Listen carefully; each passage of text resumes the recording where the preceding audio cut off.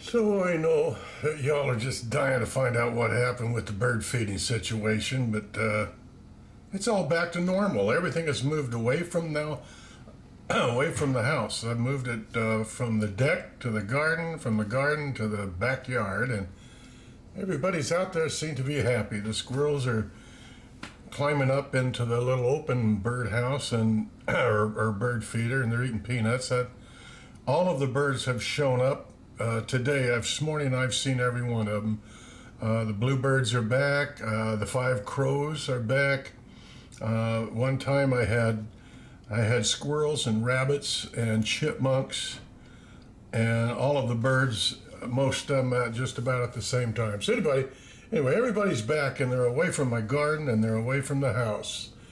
So I think we should be fine now. Y'all have a good day.